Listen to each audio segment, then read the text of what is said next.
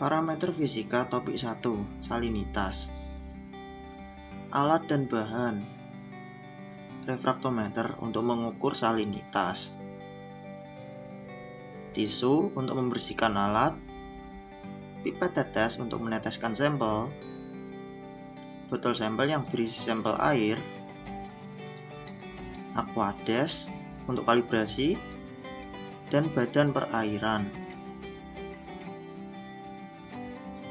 Metode: ambil sampel air dari badan perairan dengan botol sampel.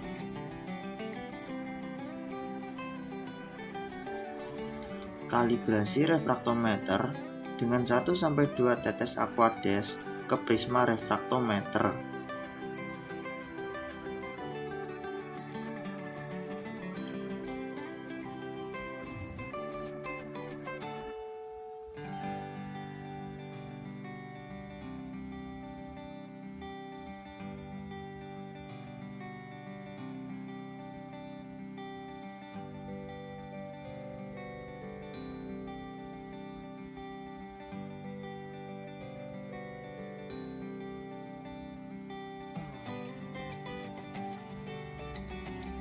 Amati dan pastikan skala menunjukkan angka 0.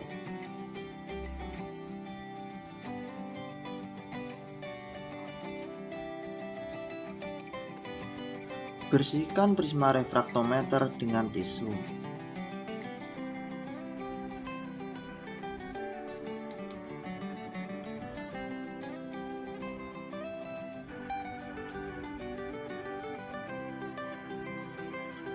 Teteskan 1-2 tetes air sampel ke prisma refraktometer.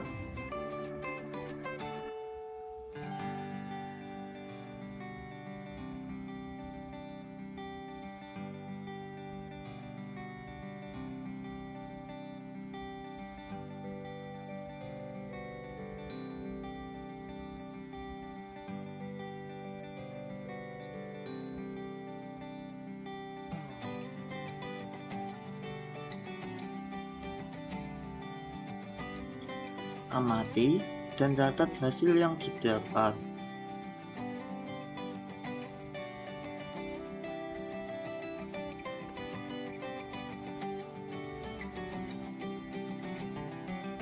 Bersihkan prisma refraktometer dengan tisu.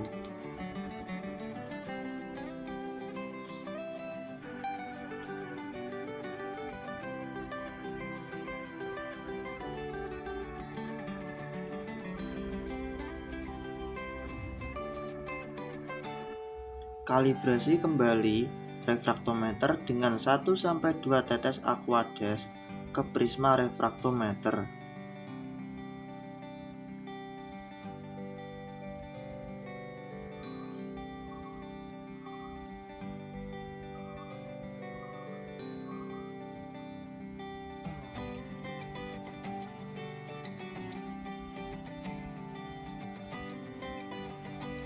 Amati dan pastikan skala menunjukkan angka 0.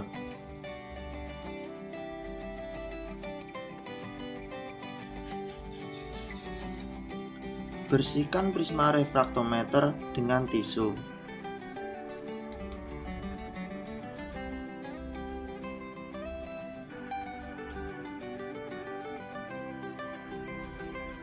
Dari hasil pengukuran yang didapat yaitu salinitas berada pada angka 30 dan termasuk perairan Payau.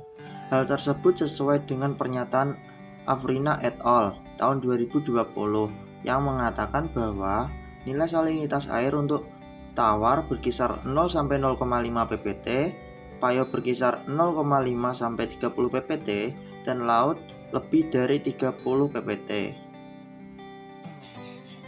Daftar pustaka. Assalamualaikum warahmatullahi wabarakatuh. Perkenalkan, nama saya Dilfa Maharani, NIM 2602021120006 dari kelas Aquakultur A. Di sini saya akan melakukan praktikum fisika kimia perairan. yaitu substrat dasar. Alat dan bahan: nampan dan gayung. Pertama, ambil substrat pada badan perairan, kemudian keluarkan air yang ikut terambil, lalu masukkan ke dalam nampan.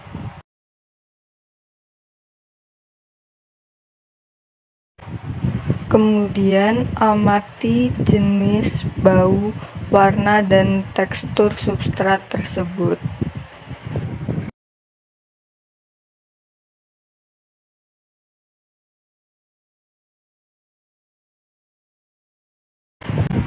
Hasil pengamatan pada substrat kali ini memiliki jenis lumpur berpasir, berbau amis, berwarna kecoklat, dan bertekstur lembek sedikit kasar.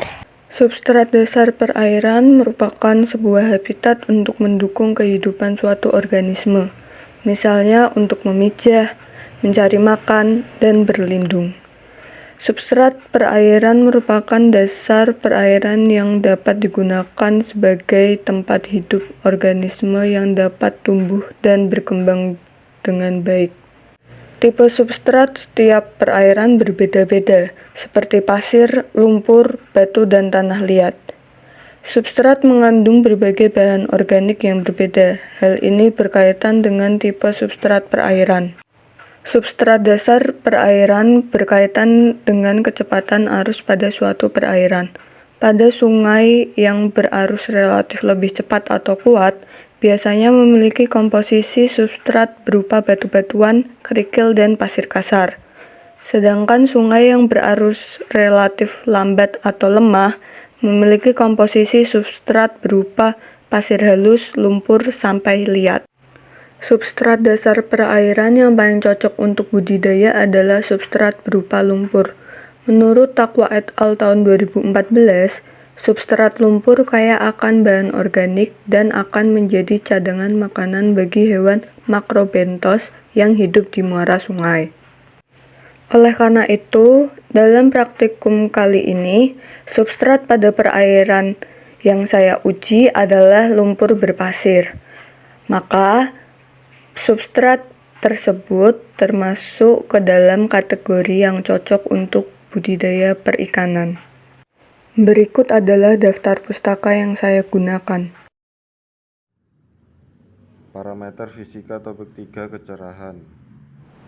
Alat CCDIS modifikasi yang berskala setiap 5 cm dengan total panjang 60 cm. Bahan badan perairan. Metode menentukan titik sampling. Memasukkan CCDIS ke badan perairan. Baca skala ketika batas samar dan catat hasilnya. Didapatkan hasil 28 cm.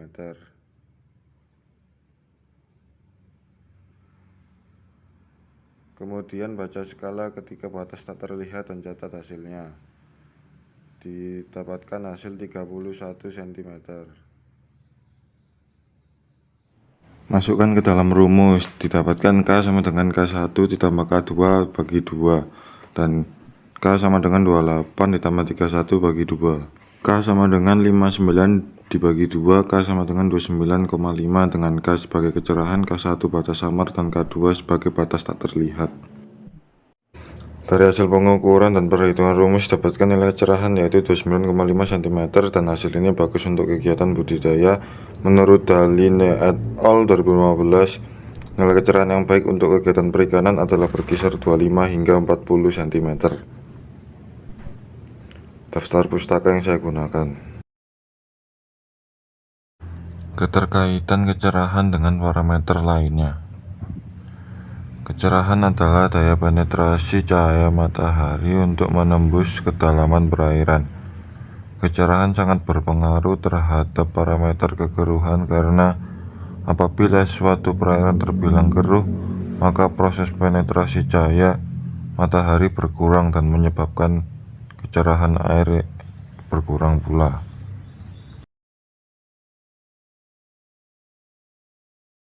Selanjutnya, kecerahan dipengaruhi oleh parameter kedalaman. Karena semakin dalam perairan maka kecerahannya semakin tinggi. Hal ini disebabkan penetrasi cahaya matahari dengan mudah menembus perairan yang kedalamannya dangkal.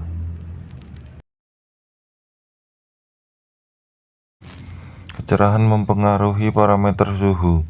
Hal ini terjadi ketika suatu perairan memiliki perairan yang dangkal dengan kondisi saat siang hari. Intensitas cahaya matahari yang tinggi mempenetrasi cahayanya ke badan perairan sehingga dalam jangka beberapa waktu, suhu perairan akan mengalami peningkatan. Suhu perairan akan mengalami penurunan ketika intensitas penetrasi cahaya matahari berkurang dan umumnya terjadi ketika sore hari menjelang malam. Parameter fisika topik 4 kedalaman.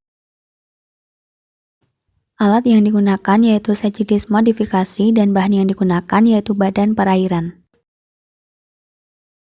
Metode pengukuran kedalaman yaitu memasukkan tongkat SECIDIS modifikasi hingga dasar perairan. Kemudian membaca skala kedalaman pada tongkat SECIDIS. Dari pengukuran yang saya lakukan, didapatkan hasil bahwa perairan tersebut memiliki kedalaman 38 cm. Menurut Hashim et al. 2015, bahwa perairan dangkal kurang dari 2 meter menyebabkan ruang kolam air yang berkurang, sehingga menjadi faktor pembatas ikan yang dibudidayakan. Dengan kata lain, kedalaman 38 cm dapat digunakan sebagai budidaya ikan. Namun, ikan yang dibudidayakan akan mengalami keterbatasan, seperti keterbatasan dalam berenang atau bergerak. Kedalaman yang dangkal dapat digunakan sebagai tempat hidup larva ikan, sesuai dengan pernyataan Susanto et al. 2017 bahwa kedalaman air yang tidak terlalu tinggi memudahkan larva ikan dalam mengambil oksigen dan pakan alami sebagai energi dan pertumbuhan. Sebaliknya, kedalaman air yang terlalu tinggi tidak baik untuk larva ikan karena larva ikan akan mengalami kesulitan dalam mendapatkan pakan alami. Dan pakan alami tersebut hanya akan dimanfaatkan oleh larva ikan sebagai energi untuk bergerak, sehingga pertumbuhan tidak akan maksimal. Kedalaman suatu perairan yang dangkal dapat memaksimalkan cahaya matahari yang masuk, sehingga proses fotosintesis pada perairan dapat berjalan secara maksimal. Proses fotosintesis yang berjalan dengan baik akan memaksimalkan jumlah oksigen yang dihasilkan, sehingga kandungan oksigen terlarut pada perairan juga akan meningkat. Sebaliknya, bertambahnya kedalaman suatu perairan mengakibatkan cahaya matahari yang masuk semakin berkurang. Oleh karenanya, pada perairan dalam kandungan oksigen terlarut akan semakin minim. Pernyataan tersebut diperkuat oleh Nur dan Fitriah 2021 yang menyatakan bahwa dengan bertambahnya kedalaman akan terjadi penurunan kadar oksigen terlarut karena proses fotosintesis semakin berkurang dan kadar oksigen yang ada banyak digunakan untuk pernapasan dan oksidasi bahan-bahan organik dan anorganik. Selanjutnya, berkurangnya cahaya matahari yang masuk ke perairan dalam mengakibatkan suhu pada perairan dalam juga akan semakin menurun. Hal ini sesuai dengan pernyataan Sidaputar et al. 2019 yang menyatakan bahwa penurunan suhu ini erat kaitannya dengan berkurangnya intensitas cahaya matahari yang masuk ke perairan dalam, sehingga menyebabkan suhu di permukaan lebih tinggi dibandingkan dengan suhu di dasar perairan.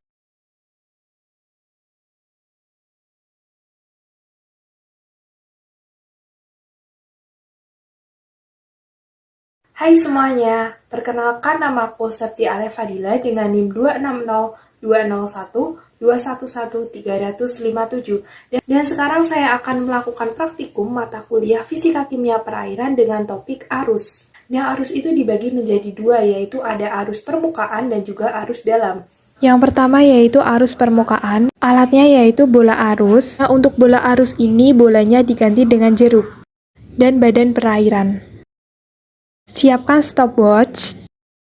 Letakkan bola arus pada badan perairan. Lepaskan bola arus dengan masih memegang tali dan jangan lupa untuk menyalakan stopwatch. Matikan stopwatch setelah bola arus merenggang dengan sempurna. Nah, ini merupakan hasil hitungan arus permukaan. Yang kedua yaitu arus dalam. Alatnya yaitu siapkan current meter, dan juga badan perairan.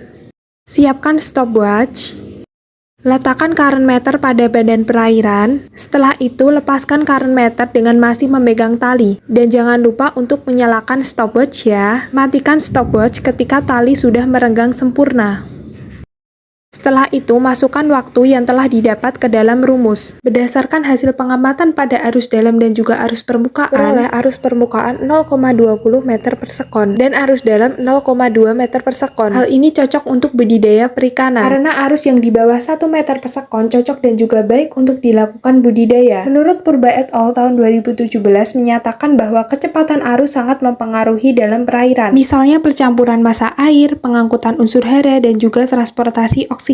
Arus yang ada di dalam suatu perairan juga memiliki keterkaitan dengan suhu perairan. Menurut Tangke et al. Tahun 2016 yang menyatakan bahwa suhu pada perairan dan kecepatan arus pada perairan akan mempengaruhi hasil tangkapan ikan. Kecepatan arus pada perairan memiliki pengaruh terhadap kemampuan perairan tersebut untuk mengasimilasi dan mengangkut bahan pencemar.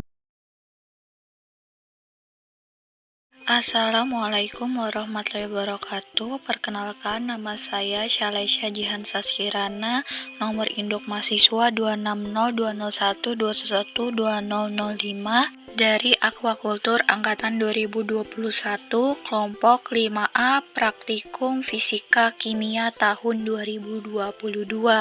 Pada video parameter fisika kali ini, saya akan membuat video mengenai parameter suhu pada perairan di Sukoharjo.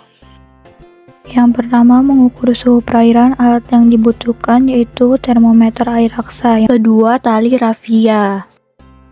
Yang pertama, masukkan termometer ke dalam perairan, tunggu sampai 5 menit.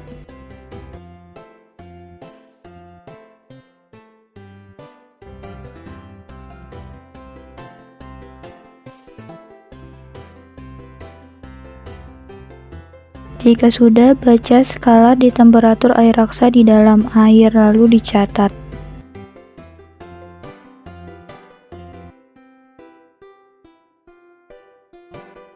Yang kedua, mengukur suhu udara menggunakan termometer air raksa. Yang pertama, gantungkan termometer air raksa pada tempat yang dapat dijangkau.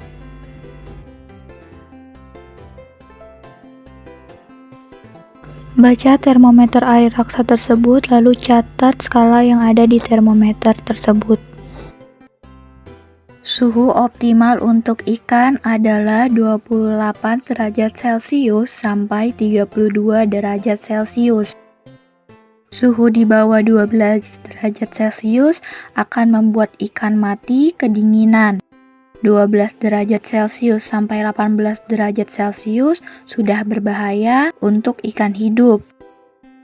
Wulandari et al. Tahun 2015 menyatakan bahwa suhu 28 derajat Celcius sampai 30 derajat Celcius sesuai dengan suhu yang dibutuhkan untuk lamun atau rumput laut agar tumbuh dengan baik. Suhu yang bagus untuk ikan adalah 28 sampai 32 derajat Celcius, masih dapat hidup 18 derajat Celcius sampai 25 derajat Celcius, sudah berbahaya 12 derajat Celcius sampai 18 derajat Celcius, dan kemungkinan untuk mati 12 derajat Celcius ke bawah.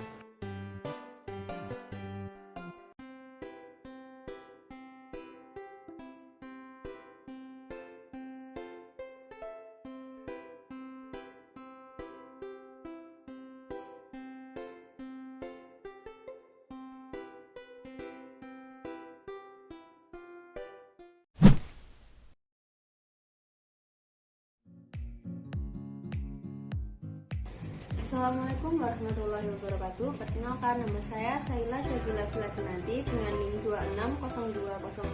26020212120020026. Di sini saya dari Aquakultur 2021, kelompok 5A dengan asisten pendamping Kak Ismana akan melakukan uji parameter pH.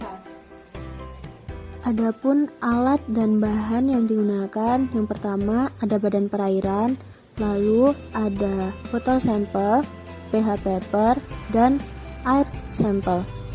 Adapun metode atau cara kerja untuk menggunakan pH paper ini yaitu Langkah yang pertama yaitu mengambil air sampel dari badan perairan.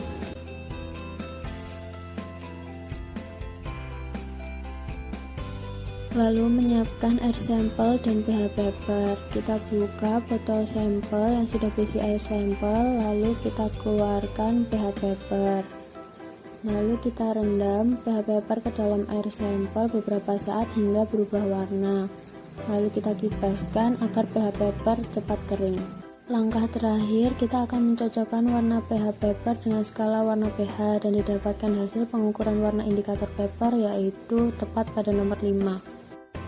Kadar pH yang baik untuk ikan adalah 6 hingga 8. Jika pH kurang dari 6, maka akan menyebabkan penggumpalan lendir pada insang, sedangkan pH di atas 8 dapat menyebabkan nafsu makan pada ikan berkurang.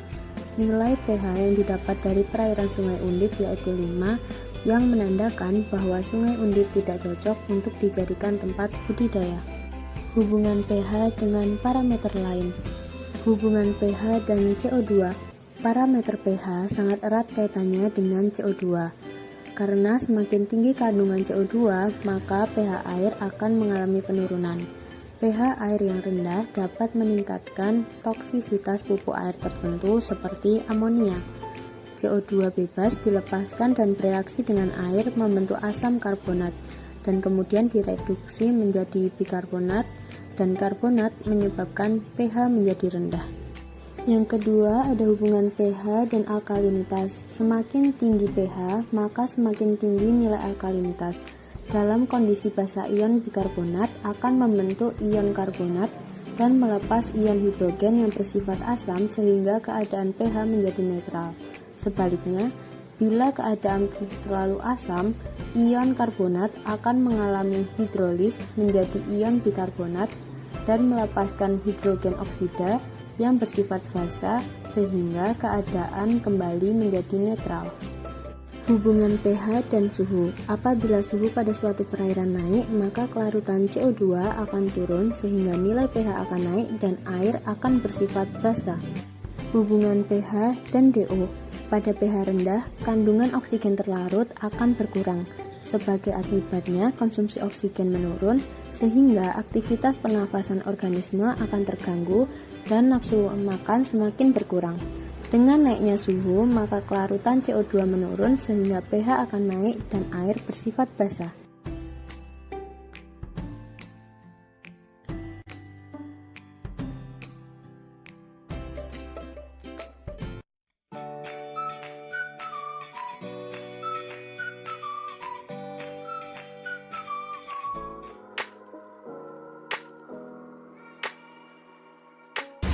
Perkenalkan, nama saya Fiarisa dengan NIM 260201211200019.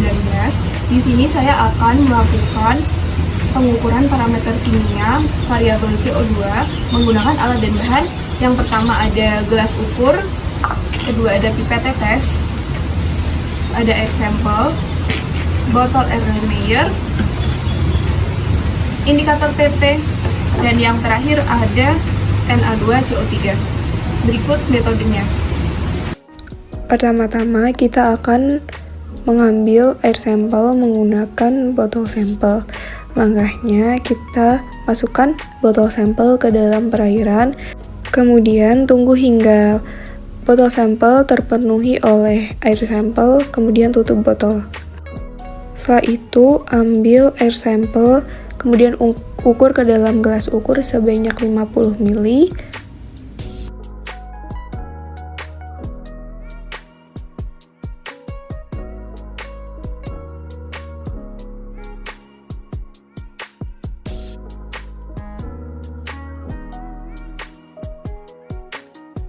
Kemudian setelah itu kita masukkan ke dalam Erlenmeyer.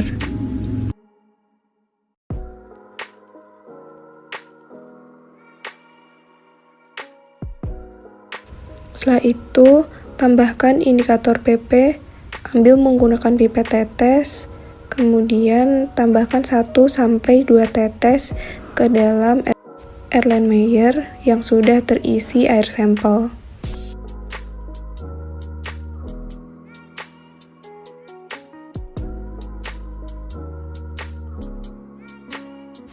Lalu lihat apakah muncul warna merah muda seulas atau tidak.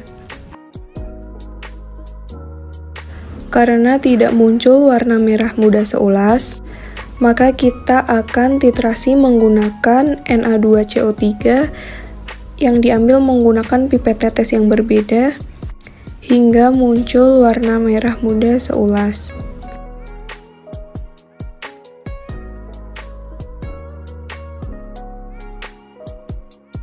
Setelah warna merah muda seulas muncul, kita menghentikan titrasi dan masukkan ke dalam rumus. Hasilnya 15 tetes titran dan masukkan ke dalam rumus.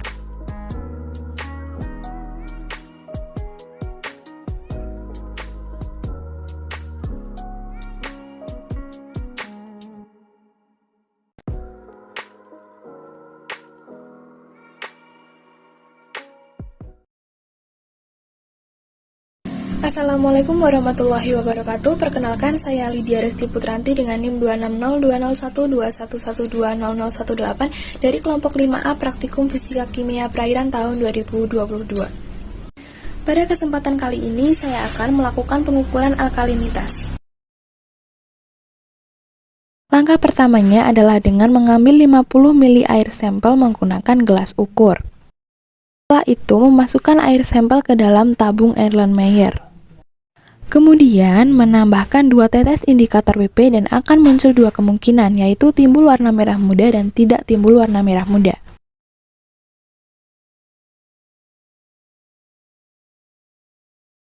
Apabila muncul warna merah muda seulas seperti ini, maka lakukan titrasi dengan HCl hingga warna merah muda hilang.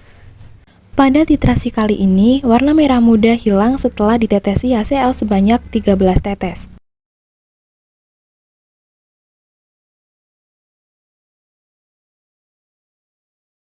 Setelah itu menambahkan 1-2 tetes indikator MO. Kemudian titrasi dengan HCl hingga muncul warna merah muda seulas. Pada titrasi kali ini, warna merah muda seulas baru muncul setelah ditetesi HCl sebanyak 13 tetes. Setelah itu, mencatat jumlah HCl yang digunakan dan memasukkan ke dalam rumus. Rumus yang digunakan untuk menghitung alkalinitas adalah milititran dikali NaCl dikali 50 dikali 1000 per milisampel. Nilai alkalinitas yang dihasilkan pada perhitungan kali ini adalah 16,25 mg per liter CaCO3.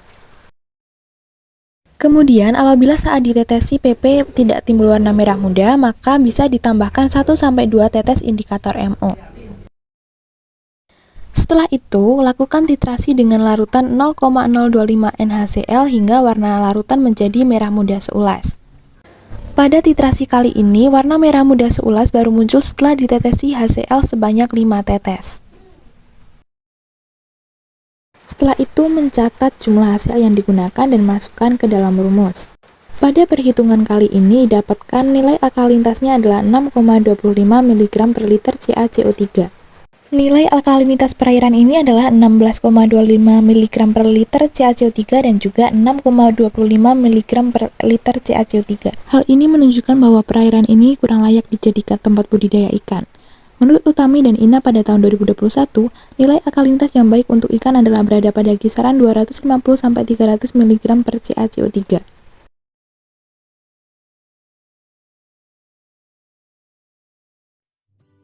Modul 2 parameter kimia topik 4 dissolved oksigen.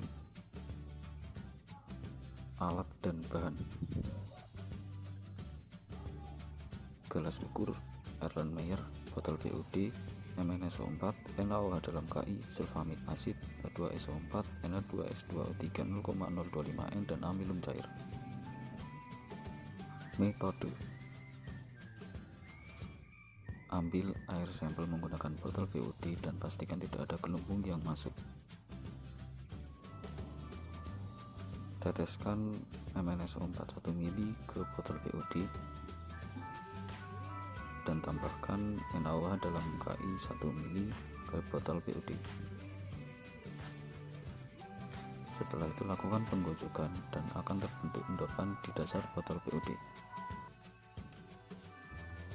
Setelah itu, tambahkan sulfamid asid 1 ml ke botol VOD dan H2SO4 1 ml ke botol VOD. Kemudian, lakukan penggocokan hingga endapan terlarut. Masukkan 50 ml air sampel ke dalam Erlenmeyer menggunakan gelas ukur dengan melewati dinding tabung agar tidak terjadi difusi oksigen.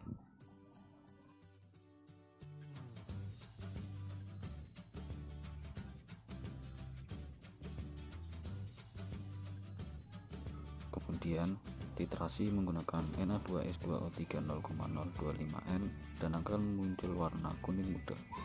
Setelah itu tambahkan 1-2 tetes amilum dan akan terbentuk warna biru.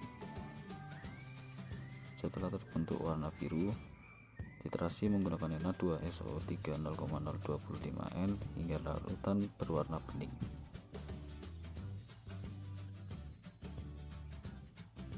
Kemudian masukkan ke dalam rumus, yaitu DO dalam miligram per liter sama dengan 3,8 atau sama dengan 3,8 ppm. Hasil pengukuran DO yang didapat yaitu 3,8 ppm sangat cocok untuk kegiatan budidaya ikan.